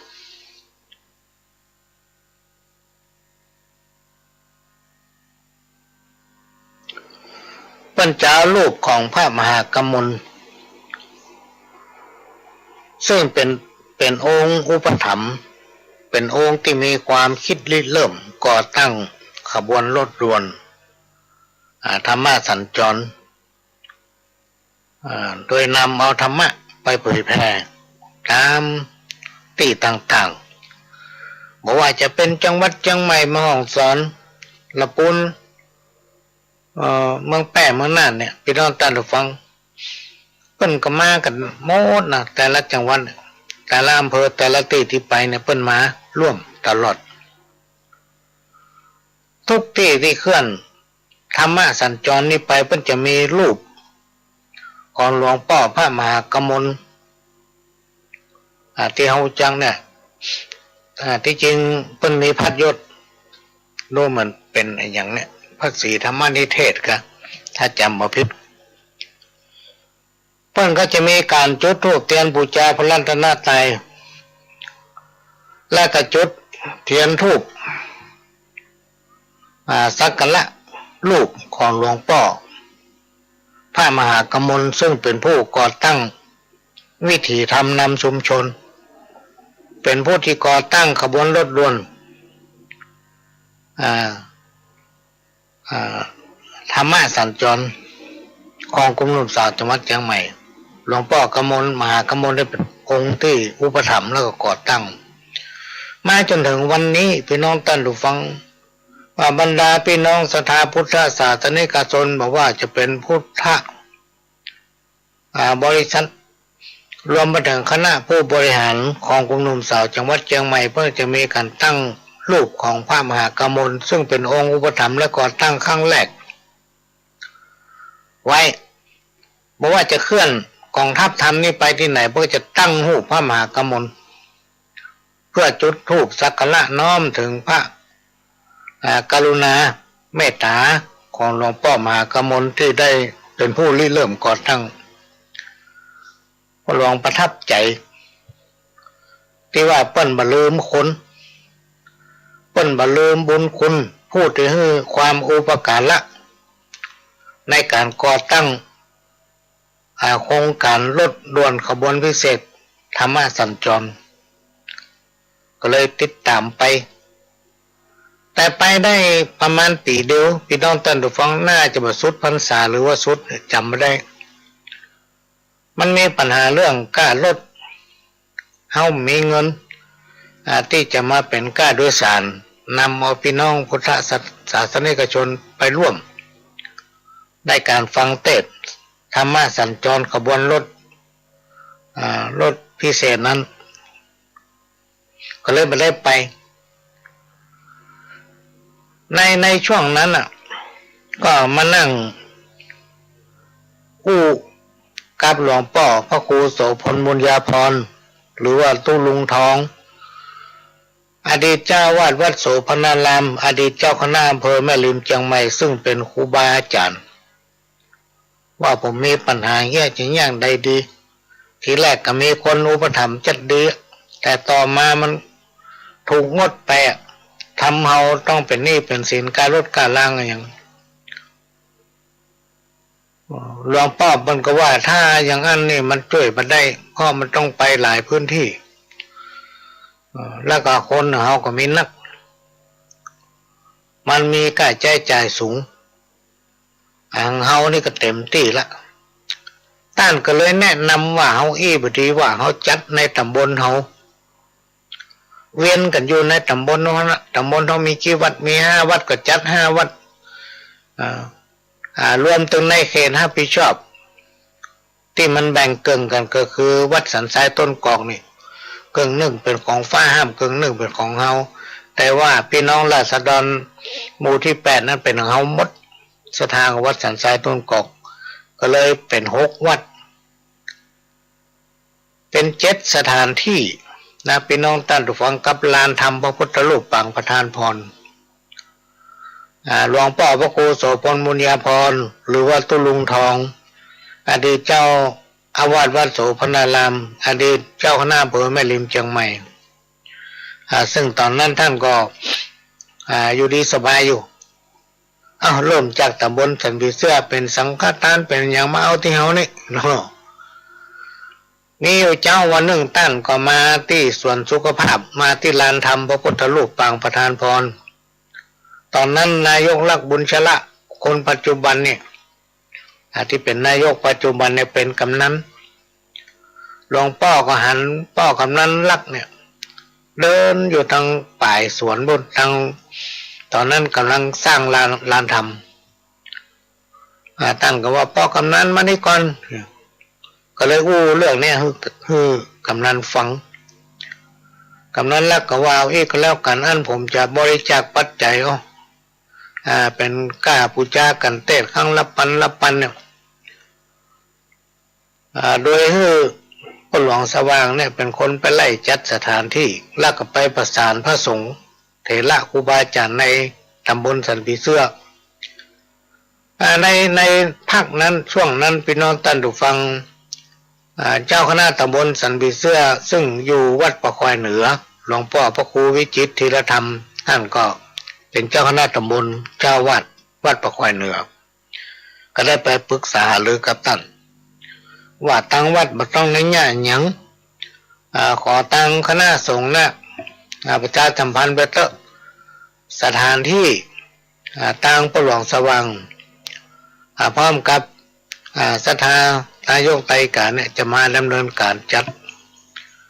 ยอดปัจจัยกันตั้งนายกลักษณ์บุญชละกำนันลักษณ์บุญชละเนี่ยออกครั้งละ1,000ในตอนนั้นพ่อหลวงสว่างก็ไปจัดสถานที่พอถึงวันพระเขาจะเว้นวันพระใหญ่เอาแต่เฉพาะวันพระขึ้น8 ค่ำออกแรม8 ค่ำได้จัดอย่างนี้มาเป็นระยะเวลาจัดเหมือนพี่น้องท่านผู้ฟังจนว่าทางเทศบาลเพิ่งมีงบประมาณสนับสนุนมาจนถึงวันนี้เพิ่นก็ทำเหมือนเฮาเนี่ยโครงการวิถีทำนำชุมชนเป็นกิจกรรมที่ห้องว่าไวสาในป่าละมีธรรมต่อมามันก็เพี้ยนไปหน่อยคือบาละมีธรรมเห็นเนาะเพี้ยนจากกรรมเดิมไป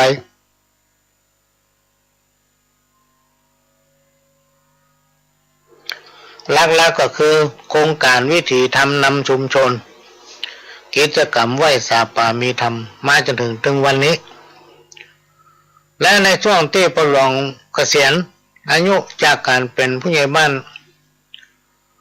ในช่วงนั้นพี่น้องท่านผู้ฟังตั้งแต่ปี2560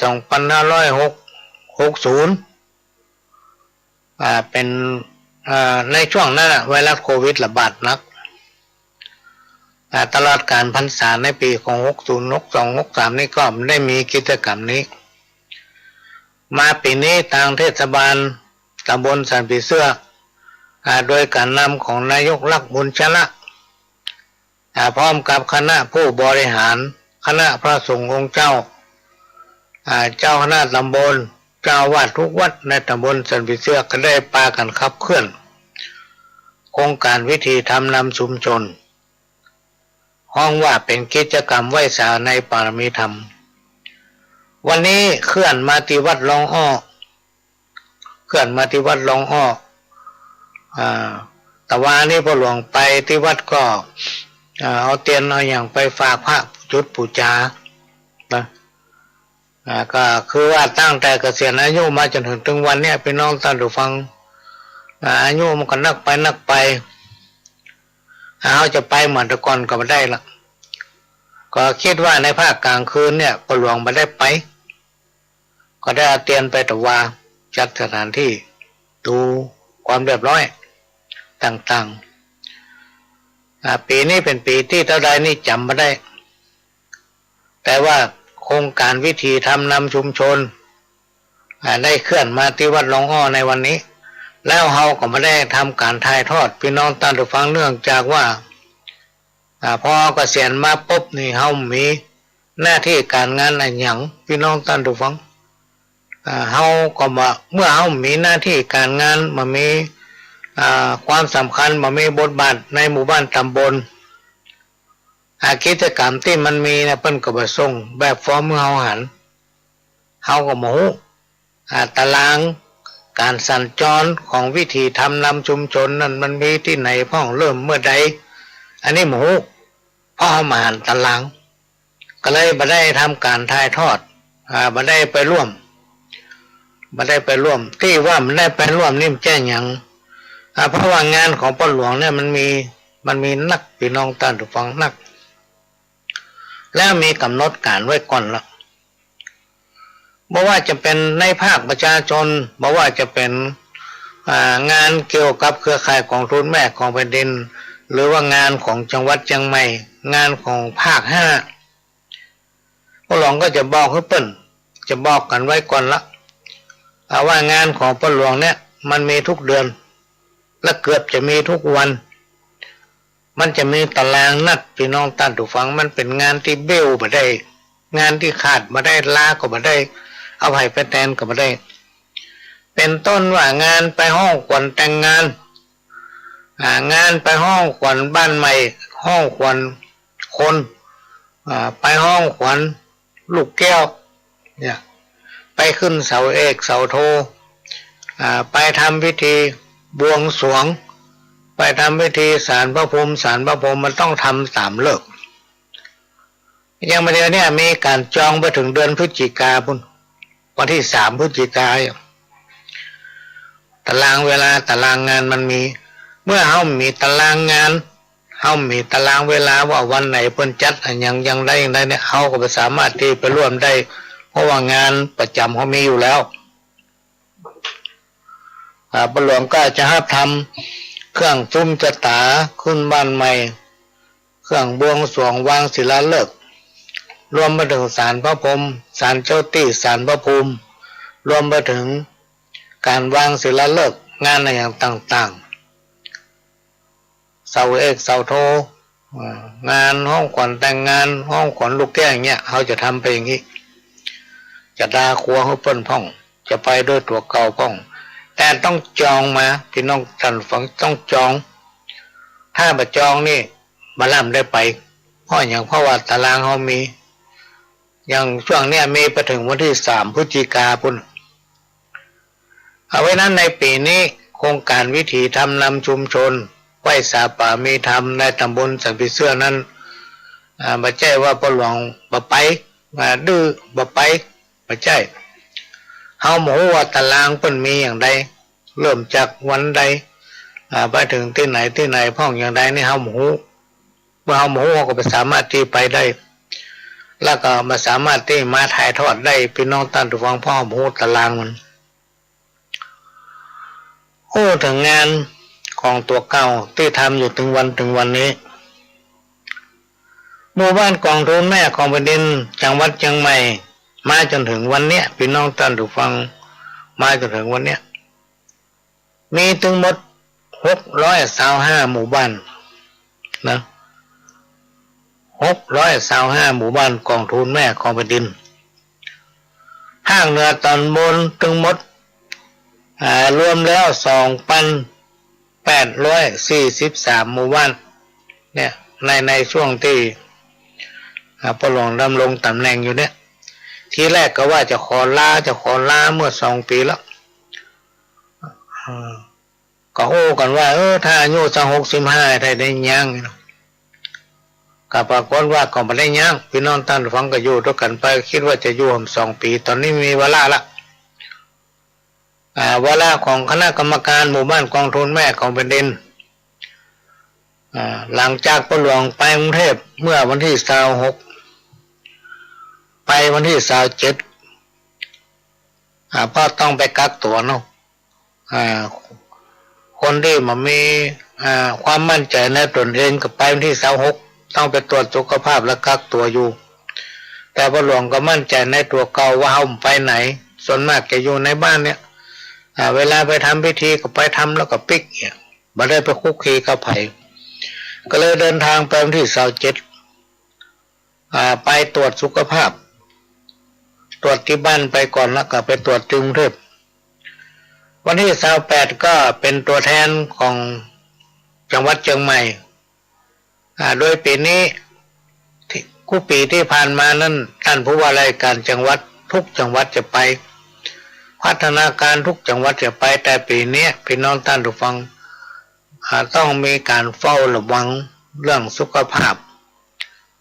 จังหวัดเชียงใหม่ก็เลยไปกับปหลวงกับผู้แทนของปวสภาค5จังหวัดต่างๆก็เหมือนกันไปเฉพาะประธานของจังหวัดภาคประชาชนท่านรวมทั่วประเทศก็จะมีผู้ที่ไปร่วมกิจกรรมเฉลิมพระเกียรติสมเด็จพระนางเจ้าสิริกิติ์พระบรมราชินีนาถพระบรมราชชนนีพันปีหลวงเนื่องในโอกาสมหามงคลเฉลิมพระชนมพรรษา90 พรรษาที่จริงเป็นมีวันที่12 สิงหาแต่เราไปจัดวันที่28โดยทูลเชิญเสด็จ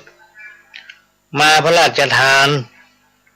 เงินขวัญถุงกองทุนแม่ของแผ่นดินให้กับหมู่บ้านต้นกล้าหมู่บ้านต้นกล้าคือหมู่บ้านเข้มแข็งที่ปลอดจากสิ่งเสพติด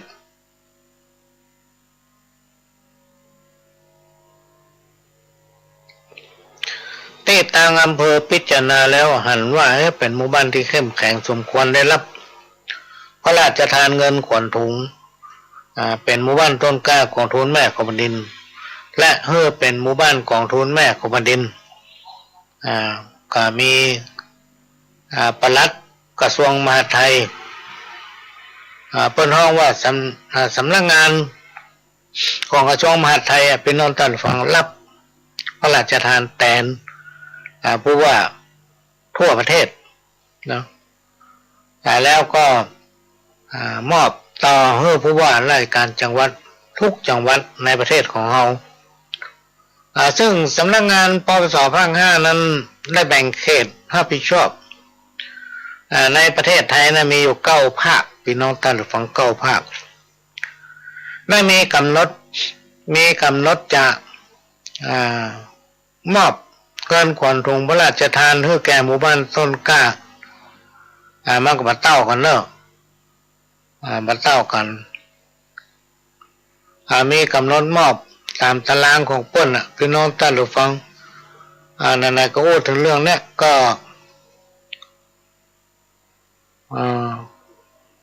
ก็จะมาแจ้งให้รู้ว่ามีหมู่บ้านในพ้องที่จะทำพิธีมอบเงินขวัญถุงกองทุนแม่ของแผ่นดินให้กับหมู่บ้านต้นกล้าก็มีกำหนดดังนี้จังหวัดพะเยาเปิ้นจะทำกิจกรรมวันที่1 กันยายน 2565ซึ่งทำผ่านมาละลูกกรุงเทพมาเปิดเตรียมตัวแล้วก็ทำเลยจังหวัดเชียงรายก็จะมีกิจกรรมพิธีมอบเงินขวัญถุงกองทุนแม่ของแผ่นดินให้หมู่บ้านต้นกล้ากองทุนแม่ของแผ่นดินในวันที่14 กันยายน 2565จังหวัดเชียงใหม่เราได้ประชุมกันวันที่30พี่น้องท่านฟังก็โดยมีกำหนดอาจจะจัดพิธีคือวันมหกรรมกองทุนแม่ของแผ่นดินในวันที่16 กันยายน 2565จังหวัดแพร่วันที่19 กันยายนจังหวัดลำพูนก็วันที่19 กันยายนจังหวัดน่านก็วันที่19 กันยายนอันนี้ต้องแบ่งงานแล้วก็ล่นกัน จังหวัดแม่ฮ่องสอนวันที่22 กันยายนพี่น้องท่านผู้ฟังอันนี้เป็นวันที่จังหวัดต่างๆจะจัดมหกรรมงานของทุนแม่ของแผ่นดินปหลวงก็ไปวันที่27 28กลับมาวันที่29วันที่30ก็ประชุมนะประชุมก็ได้รับการอนุเคราะห์สละเวลาจากสำนักงานพัฒนาชุมชนจังหวัดเชียงใหม่เจ้าหน้าที่พนักงานหัวหน้ายุทธศาสตร์ที่รับผิดชอบงานกองทุนแม่ของแผ่นดิน และก็ได้รับการอนุเคราะห์เมตตาจากสำนักงานพัฒนาชุมชนของทุกอำเภอพี่น้องท่านผู้ฟังและก็ได้รับการอนุเคราะห์เมตตาจากประธานเครือข่ายกองทุนแม่ของแผ่นดินทุกอำเภอได้กรุณาสละเวลามาร่วมประชุมโดยใช้สถานที่หอประชุมของบ้านลองอ้อหน้าวัดลองอ้อได้รับการอนุเคราะห์เมตตาจากพ่อหลวงบ้านลองอ้อหมู่ที่4พ่อหลวงนิพนธ์อำใสและก็ได้รับการอนุเคราะห์เมตตาจากพระอธิการชาญชัยกันตวิโลเจ้าวัดวัดลองอ้อพร้อมกับพี่น้องศรัทธาของวัดลองอ้อเพื่อการอนุเคราะห์เมตตาทำลงทานทำอาหารเป็นขนมเช่นน้ำงิ้วแล้วก็เป็นอาหารว่างอาหารเบรก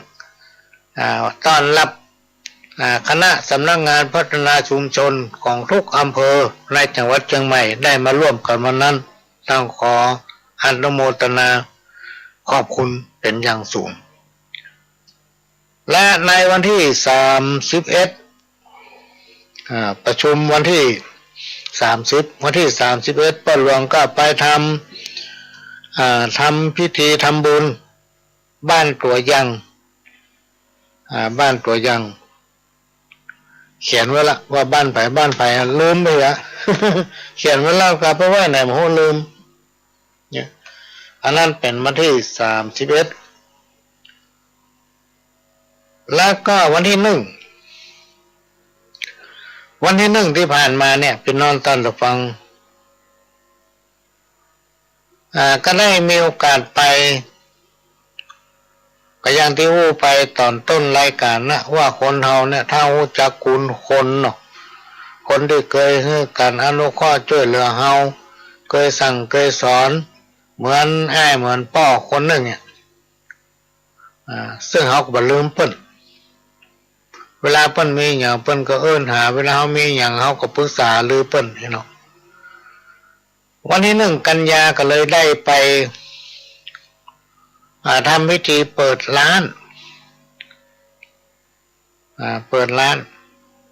หมูจุ่ม หมูจุ่มนะที่ตรงกันข้ามเยื้องหน้าสถานีรถไฟซึ่งเป็นลูกบ่าวของท่านนายอดิศรกำเนิดศิริอดีตรองผู้ว่าราชการจังหวัดเชียงใหม่อดีตผู้ที่สมาชิกจวในที่ผ่านมาในช่วงนั้นก็ได้ไปทำพิธีเปิดร้านหมูจุ่มเพื่อเปิ้นที่ตรงกันข้ามเยื้องพี่น้องท่านผู้ฟังกับสถานีรถไฟเฮาอยู่คนละด้านตรงกันข้ามนะเยื้องไปน้อยเดียวติดถนนเปิ้นจะเปิด5 โมงถึงเที่ยงคืนนี่ก็จำบ่ได้ถ้าผ่านไปผ่านมาก็แวะพอเนอะก็มีทีเดียวนะนายที่สอนกำเนิดศิรินี่ก็เป็นเหมือนป่อเหมือนอ้ายมีอย่างก็เอิ้นหากันวันที่1ไปหั่นต่อมาวันที่2มาจนถึงวันนี้วันที่3ก็บ่ได้ย่างนะพี่น้องท่านผู้ฟังกันยะการอยู่บ้านเนี่ย มันได้ยากเวลาว่างบ่มีอยู่ส่วนมากจะอยู่ในบ้านเนี่ยถ้าว่าอยู่บ้านก็อยู่ในห้องก็อยู่ในห้องก็อยู่หน้าบ้านทำนั่นทำนี้มาพูดถึงกิจกรรมงานเฉลิมพระเกียรติสมเด็จพระนางเจ้าสิริกิติ์พระบรมราชินีนาถพระบรมราชชนนีพันปีหลวงซึ่งจังหวัดเชียงใหม่จะจัดที่อาคารเฉลิมพระเกียรติของอบจ.นะขององค์การบริหารส่วนจังหวัดที่หลังศาลากลางหลังศูนย์ราชการที่เป็นจัดงานดูหนาวพี่น้องท่านผู้ฟังก็จะจัดขึ้นในวันที่16 กันยายนในวันนั้นจะมีพิธีมอบเงินให้หมู่บ้านต้นกล้ากองทุนแม่ของแผ่นดินพร้อมกับพระบรมรูปของพระบรมราชชนนีพระพันปีหลวงนอกจากจะได้รับมอบ เงินพระราชทานของกองทุนแม่แผ่นดินแล้วก็จะได้รับมอบพระบรมรูปและก็จะมีการมอบประกาศเกียรติคุณให้กับหมู่บ้านที่ทำการประกวดพี่น้องท่านผู้ฟังพร้อมกับเงินจำนวนหนึ่งซึ่งเครือข่ายจะได้มอบเงินจำนวนหนึ่งให้กับหมู่บ้านที่ได้รับรางวัลที่ได้รับการประกวดที่ผ่านมาจำนวนหนึ่งตามขั้นกระดุมมัน5,000 4,000 3,000 2,000เนี่ยเป็นน้องท่านผู้ฟังและในวันนั้นก็จะมีการบริจาคโลหิตตามโครงการบริจาคโลหิต90 พรรษา90 ล้านซีซีเพื่อถวายราชดุดีสมเด็จพระบรมราชชนนีพันปีหลวงที่จังหวัดเชียงใหม่เพิ่นจัดขึ้นและทางสำนักงานปปสภาค5ก็เป็นเจ้าของโครงการนี้เป็นเจ้าของโครงการนี้ เชียงใหม่ก็จะจัดขึ้นพร้อมกันในวันนั้นและในวันนั้นพี่น้องท่านผู้ฟังก็จะมีการทำต้นพระป่าทำต้นพระป่าจากอำเภอต่างๆ20 กว่าอำเภอเนี่ยต้นหนึ่งเนี่ยก็จะมอบสมทบเพื่อเครือข่ายนะเพื่อนำบริหารเหมือนกับเงินที่เครือข่ายจะมอบเพื่อทางหมู่บ้านที่ประกวดเนี่ยก็จะมาใช้จ่ายเกี่ยวกับกิจกรรมของเครือข่ายบอกว่าจะเป็นการประชุมการออกเยี่ยมการให้รางวัลหมู่บ้านต่างๆที่เพิ่นทำความดีนะที่เพิ่นทำความดีก็จะนำเอาเงินส่วนนี้มอบเพื่อเพิ่นประกวดหมู่บ้านพ่องอย่างพ่องเนี่ยพี่น้องท่านผู้ฟังก็มีการทอดผ้าป่าคือตั้งเป้าไว้พี่น้องท่านผู้ฟังว่าต้นหนึ่งเนี่ยก็จะต้องมีปัจจัยอย่างต่ำที่สุด999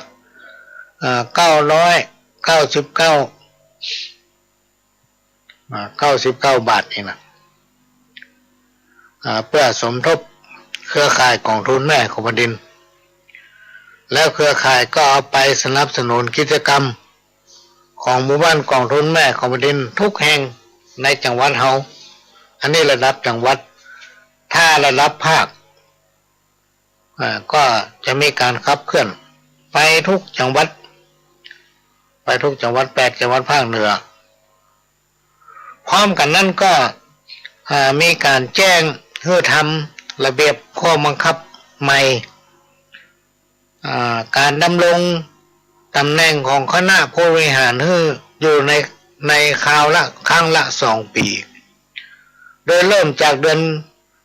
กันยาเนี่ยพี่น้องท่านฟังกันยาตุลาเนี่ยสิ้นปีงบประมาณเนี่ยเอาเป็นปีแรกและก็ทางจังหวัดก็จะได้ออกหนังสือลงนามโดยผู้ว่าราชการจังหวัดทั่วทุกหมู่บ้านกองทุนแม่ของแผ่นดินเป็นการประกาศการแต่งตั้งคณะกรรมการเป็นชุดไปเครือข่ายก็ยังเดียวกันพี่น้องท่านผู้ฟังเครือข่ายอย่างประธานของอย่างพ่อหลวงเนี่ยก็มาจากหมู่บ้านเป็นประธานกองทุนแม่ของแผ่นดินในหมู่บ้านและไปเป็นประธานเครือข่ายกองทุนแม่ของแผ่นดินระดับอำเภอแล้วก็ไปคัดเลือกกันนะครับการคัดเลือกให้เป็นเครือข่ายกองทุนแม่ของแผ่นดินระดับจังหวัดแล้วทางภาคก็มาคัดเลือกกันก็ได้รับสันธานุมัติได้รับมติเป็นเอกฉันท์หันพ้องต้องกันรับเลือกเพื่อเป็นประธานภาคนะมาจนถึงวันเนี่ย จะออกก็คอกันไว้จะออกก็คอกันไว้พี่น้องท่านผู้ฟัง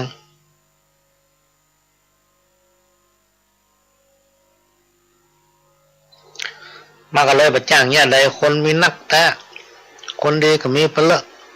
แต่ความเสียสละของคนเฮาเนี่ยมันมีขอบเขตจำกัดอันนี้ก็เลยมาฟังใช้เวลาในเรื่องอันเนี้ยไปได้เป็นเกินชั่วโมงปลายเนาะ พอมาได้มันจะเรื่องอันนั้นนี่สักเตือก็เรื่องกองทุนแม่นะก็ปีนี้พี่น้องท่านผู้ฟังที่วัดหลวงอ้อก็ยังมาได้กันถึงเจ้าวัดมากันถึงกรรมการเตือว่าเพิ่นจะมีกฐินวันที่ยังจะได้เนาะก็อดใจรอเอามีอยู่สองปัจจัยที่ต้องทำอันแรกก็คือต้องการที่ดินเนื่องจากว่าที่ดินของวัดเนี่ยมันแคบบริเวณวัดมันแคบก็ได้ที่ดินเพิ่มก็ยังไม่ได้เจรจากับไผ่เตือว่าตารางวาเท่าใดจะต้องจ่ายเงินคิดเป็นว่าเท่าใดก็จะมาแจ้งประชาสัมพันธ์ก็จะมีกฐินแต่ตั้งใจไว้ว่าจะทำหนังสือรวบรวมเป็นหนังสือเล่มใหญ่ไว้เพื่อจะแบ่งปันให้ท่านทั้งหลายที่มาร่วมกิจกรรมในงานทอดกฐินประจำปีของวัดหลวงอ้อในปีนี้เตรียมไว้ละแล้วก็ขณะนี้พี่น้องท่านผู้ฟังก็กำลังรับฟังรายการสาระสปะร้อยอ่านปันเรื่องหรือว่าสารธรรมกรรมเก่า